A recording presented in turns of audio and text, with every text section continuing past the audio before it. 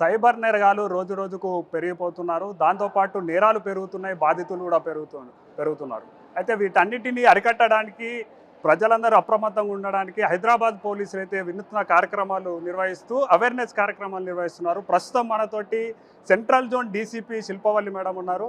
Madam చెప్పండి, మీరు విద్యార్థులకు సైబర్ క్రైమ్ మీద అవగాహన కల్పిస్తున్నారు. అసలు సైబర్ క్రైమ్ అంటే అన్ని వయసు వాళ్ళకు ఉన్నప్పటికీ ముఖ్యంగా విద్యార్థులు ఎలాంటి సైబర్ నేరాలకు పాల్పడుతున్నారు?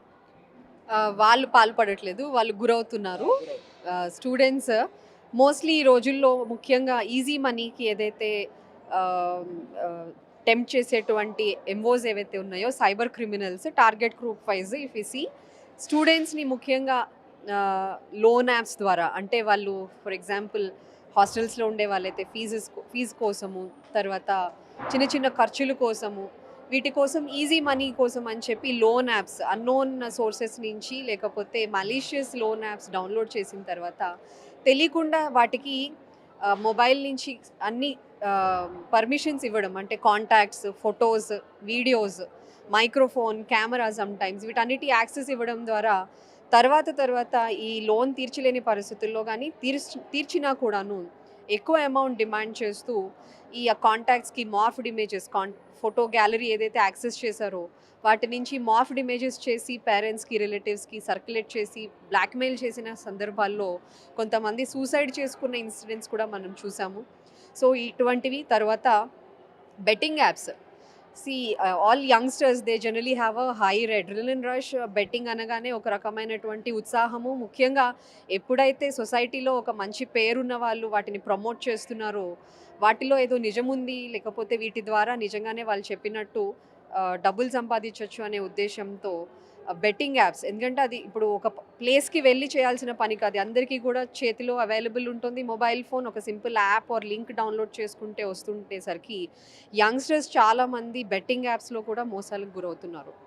మోస్ట్లీ ఈ రెండు ఉంటున్నాయి. ముఖ్యంగా కొంతమంది పార్ట్ టైం జాబ్స్, ఎవరైతే స్టూడెంట్స్ మళ్ళీ for money part time job ఇంటి నుండే మీరు డబ్బులు సంపాదించవచ్చు అనగానే mostly students and house wives ఇటువంటి పార్ట్ టైం జాబ్ ఆఫర్స్కి కూడా మోసానికి గురవుతున్నారు. These are the regular ones, but otherwise customer care fraud గురవడము ఇటువంటివన్నీ మిగతావన్నీ కూడా అన్నిటికీ జరుగుతుంటాయి. Mostly because you asked about students, these are the regular MOs.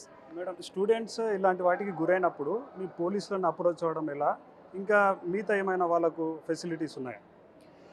పోలీస్‌కి డైరెక్ట్‌గా పోలీస్ స్టేషన్‌కి రావచ్చు. అక్కడ ప్రతి పోలీస్ స్టేషన్‌లో కూడా ఇప్పుడు సైబర్ వారియర్ అని చెప్పి ఒక డెసిగ్నేటెడ్ ఆఫీసర్ ఉంటారు. అలా కాకుండా ఇమ్మీడియేట్‌గా అసలు ఇన్‌ఫాక్ట్ లైక్ ఒక రోడ్ యాక్సిడెంట్‌లో ఒక ఆహ్, గాయపడిన వ్యక్తిని కాపాడాలి అనుకుంటే, వాళ్ళ ప్రాణాలు కాపాడాలి అంటే గోల్డెన్ అవర్ ఎట్లా ఉంటుందో, ఒక ఫైనాన్షియల్ సైబర్ ఫ్రాడ్‌కి గురైనప్పుడు ఇమ్మీడియేట్‌గా 1930 నంబర్‌కి కాల్ చేస్తే గనక వెంటనే పుట్ ఆన్ హోల్డ్ అయ్యే అవకాశం ఉంటుంది పోయిన అమౌంట్. అట్లనే అక్కడి నుంచి ఫర్దర్ ప్రాసెస్ కూడా కిక్ ఇన్ అవుతుంది. ముఖ్యంగా 100 ఎట్లా అయితే ఎమర్జెన్సీస్‌కి బయట వాడుతున్నామో సైబర్ క్రైమ్స్‌కి సంబంధించి 1930 కాల్ చేయాలి. ఆర్ cybercrime.gov.in అనే పోర్టల్ కూడా యాక్సెస్ చేయొచ్చు.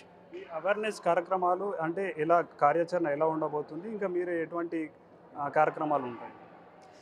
ఇప్పుడు మనము throughout the city Jagrut Hyderabad, Surakshit Hyderabad అన్న కార్యక్రమాన్ని డీజీ గారు, సిపి గారు లాంచ్ చేయడం జరిగింది. దీనిలో భాగంగా ప్రతి blue Colt, patrol mobile, sector SI, inspectors, ACPs, additional DCPs, DCPs, in fact ఈరోజు సిపి గారు కూడా రకరకాలైనటువంటి అవేర్నెస్ ప్రోగ్రామ్స్లో పాల్గొనడం జరుగుతుంది. ఇది కూడా ముఖ్యంగా డోర్ టు డోర్ అనే ఉద్దేశంతో, అంటే ప్రతి కాలనీలో ఉండేటువంటి ప్రతి ఇంటికి టచ్ చేస్తూ ఇంపార్టెంట్ పబ్లిక్ కాంగ్రిగేషన్స్ ఎక్కడెక్కడైతే ఉంటాయో అటువంటి దగ్గర అంతా కూడా మనము కవర్ చేసుకుంటూ అందరిలోకి ఈ మెసేజ్ వీలైనంతగా వెళ్తే, ముఖ్యంగా ఎందుకంటే only when we are aware we can prevent. ఇటువంటి మోసం జరుగుతుంది అని తెలిసినప్పుడే మనం దాన్ని ప్రివెంట్ చేయగలుగుతాం. కాబట్టి అవేర్నెస్ కార్యక్రమాలని చేయడం జరుగుతుంది. మేడం, ఓవరాల్‌గా అంటే ఈ మధ్య సెల్ ఫోన్ వాడకం పెరుగుతుంది, ఇంటర్నెట్ వాడకం పెరుగుతుంది. సేమ్ టైం ఈ సైబర్ బాధితులు కూడా పెరుగుతున్నారు. కాబట్టి మీరు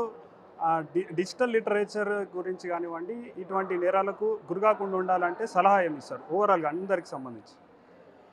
ఒక సింపుల్ థంబ్ రూల్ లాగా ఏమనుకోవచ్చు అంటే, anything we do online we have to be cautious about clicking anything. అంటే before clicking anything we just need to pause and think. ఒక్క నిమిషము ఎటువంటి భయానికి కానీ దురాశకి ఆర్ అత్యాశకి పోయి తొందరలోనో లేకపోతే వేరే ఏదో పనిలోనో ఉంటూ అనాలోచితంగా చేయకుండా మనం క్లిక్ చేసే ప్రతిదీ కూడా ఇది మన సేఫ్టీకి సంబంధించినది, ఇది మన whether it is physical safety or financial సేఫ్టీకి సంబంధించిన అన్న ఆలోచన ప్రతి నిమిషం. అంటే ఈ ఫోన్ వెనకాల ఒక సైబర్ క్రిమినల్ దాగి ఉన్నాడు, మనకి కనిపించని సైబర్ క్రిమినల్ దాగి ఉన్నాడు అన్న ఉద్దేశంతో ఎప్పుడూ కూడా జాగరూకతతో ఉంటూ just think and pause and think before doing anything online.